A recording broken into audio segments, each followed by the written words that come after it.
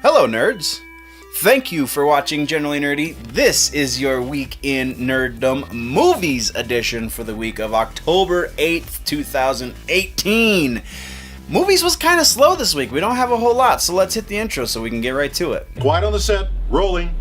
Hi, I am Bitsy Telek. Hey, I'm Hale Appleman. I'm Walter Kane. I'm Rene Aubergenois. Odo on Deep Space Nine. Michael Dorn, Lieutenant Commander Worf, Star Trek The Next Generation. Come and see me and hear me and talk to me and listen to me talk about myself. Hey man, this is Kevin Smith, often considered generally nerdy, and you are listening to what is often considered generally nerdy. On Generally Nerdy. You're listening to Generally Nerdy. Generally Nerdy. Generally nerdy. Coming out the gate this week in movies, we have a new Ryan Reynolds movie that's been announced by Fox, I believe. It's called Free Guy. Hopefully that doesn't really stick, but who knows? It's still pretty early in development. Ryan Reynolds has just signed on to be the lead in this movie, and why this is relevant to nerds is Ryan Reynolds is playing an NPC in a video game that realizes he's an NPC in a video game, and then also realizes that he somehow is the only one who can actually save the damsel in distress, I think is the way they're going with that. It's a really interesting premise. I don't know how well it's gonna come across. Kind of like that Gamer movie that we got a little while ago with, I think, Gerard Butler, if I remember right. I could totally be misremembering that. The kid that was the ex-con who he had the shooting and his mom, and it was weird. It's so... The director is going to be Shawn Levy, who has some pretty nerdy credit to his name. He's producing the yet to be done Uncharted movie. He also is a producer on Birds of Prey, the original 90s series, and he's a producer, actor, and director for Stranger Things. So he's got some nerd cred to him. So I feel like this is going to be mediocre.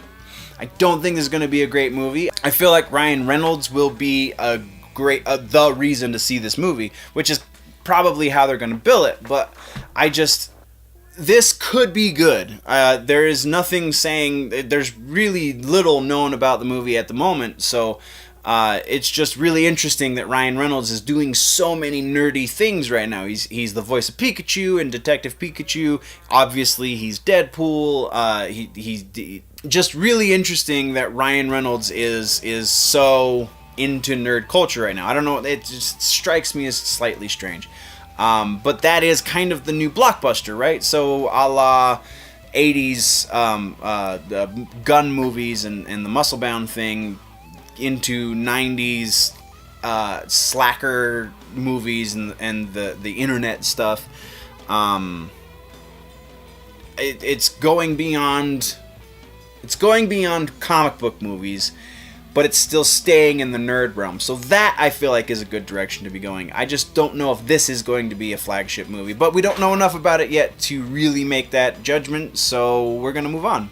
Next on our list is Dark Avengers. That's right, Dark Avengers in the movies episode.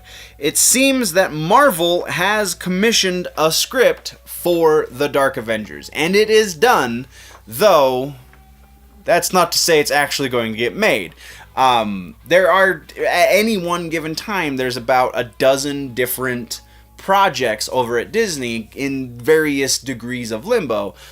They've commissioned plenty of other scripts that we will likely never see as movies, and I'm sure they've commissioned more even that we don't even know exist. So this is just really interesting that they're playing at least with the idea of doing the Dark Avengers. For those of you that don't know, the Dark Avengers are Norman Osborn as the Iron Patriot, Ares, who is the god of war, Noh-Varr, who is quasi-disguised as Captain Marvel, Sentry, Moonstone, Moonstone, sorry, first day with the new lips, who is disguised as Miss Marvel. We have Venom, who is not a Venom that is super widespread necessarily. It's Mac Gargan, who is trying to look like Spider-Man in the black suit. And they've altered the symbiote a little bit so that it's smaller, so it's not huge, so people would mistake him for Spider-Man. Then we also have Daken as Wolverine, so Wolverine's son taking up the mantle. And Bullseye masquerading as Hawkeye. So we've got some nefarious characters in there, and that's kind of the thing with the Dark Avengers is it was this whole thing in the early 2000s, and just it was interesting to read, but it's also interesting to think about with all of these contracts coming to an end, they have to phase out their heroes. So are they going to give us a little bit of a taste of the villains as anti-heroes / still villains? And then recast all of the... that's a really interesting play if that's the direction they're going. We don't know that for certain because we haven't read the script, and like I said, it very well might not get made, but it's just an interesting mental exercise, right? So I'm passing this one off to you guys. Should they make this movie, what would you expect out of a Marvel Cinematic Universe version of the Dark Avengers, live action and all? So let's talk about that down in the comments. Next up, we have a little bit of Avengers 4 news. Chris Evans has officially wrapped his production on the movie. They're still technically shooting reshoots. Chris Evans, though, all of his reshoots are done, and it sounds like he's changing his tune a little bit. A little while ago, he said, I think once my contract's up, then I'm done with the character. And then a little bit more recently, he said, you know what, I would actually really like to revisit this character. And then he actually did extend his contract because it was technically up with Infinity War. But he decided that since they're splitting Infinity War into 2 movies effectively, that he would go for one more movie. But now that he's done wrapping on that one more movie, it sounds like he's back to, I think I'm done being Cap. So I feel like Feige's already got those wheels in motion, though. He's already heading in a direction for the new casting because they're gonna they have to reboot it somehow now that they have the X-Men and Deadpool and all of that stuff and Fantastic Four and all of that coming back into their fold. Reboot, recast is on the plate, and I don't know that we're gonna see any more Chris Evans as Cap. I don't know that that's necessarily a bad thing, though. I feel like there is definitely a way to do that. And if you think about it, putting somebody else in the suit is kind of like in the comic books changing artists, because very few artists actually draw everything exactly the same.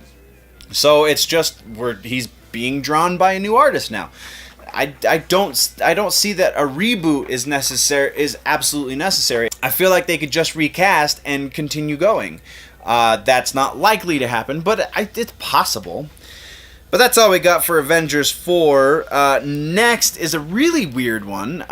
The Disney, in its infinite glory, is now giving the live action treatment to Lilo and Stitch. I feel like they skipped some because the last one we got updates on was Mulan. Like they're actively working on Aladdin. They're starting to cast for Mulan. They're starting to cast for Little Mermaid. Things have gone out of sequence, and it's just really interesting. They have signed on for production Dan Lin and Jonathan Eyrick.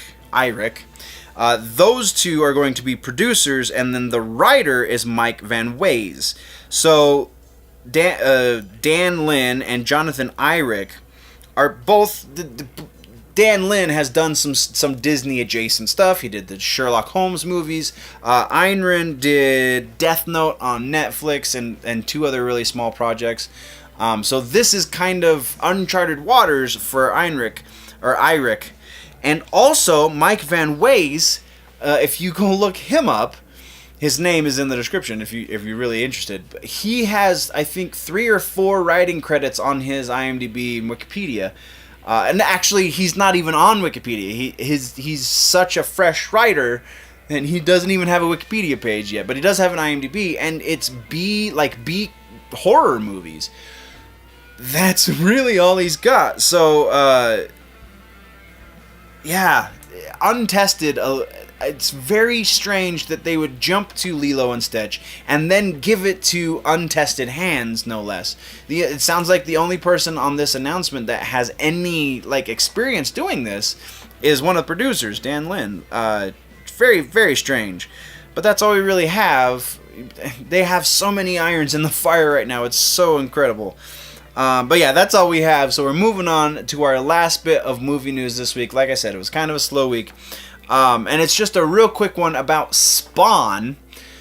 Todd McFarlane's making this into a trilogy. And I couldn't even figure out if he for sure had a distributor yet. He's got production. The production's going.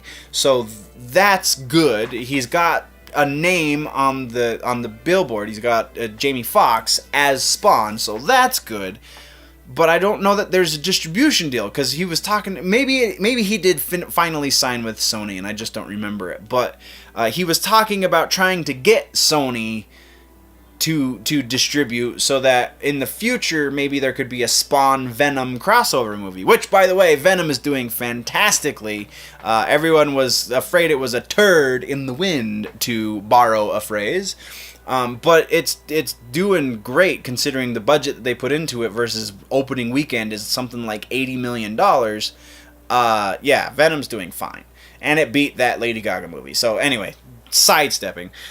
Spawn, even though we might not, so don't quote me on that part specifically, but we might not have a distribution deal, but he's making plans to turn it into a trilogy. I feel like that's a lot of confidence. And it's a great character, so he should have that confidence. And he's a great writer, and hopefully he'll be the one writing the script for the other 2 movies as well, so that we can get a little bit more true to the books. So they haven't begun production yet. Contracts are done, so on and so forth, with the first movie, but they're turning it into a trilogy. But that also makes sense that in the first movie, we're not going to get a whole lot of Spawn as Spawn. It's gonna be more from early reports. The script has more of Spawn before he becomes the creature, right? So that would make sense if there's plans to make it into a trilogy. Then in the second and third movie, we get all Spawn all the time. So yeah, just take that what you will. Not really great news, not really bad news, just potentially great news. And that's where we're going to end this week's movies episode, guys. What did I miss? What should we talk about next week? Let me know in the comments down below. If, though, you want to go deeper into the conversation, jump over to the website, generallynerdy.net. That is the place to go to get your freebies, the links to the stores for your nerdy swag. You can get the social media links. All of that stuff is up on the website, generallynerdy.net. There is also a Patreon page, patreon.com/generallynerdy. Check that out for more content, some primo content, if you will.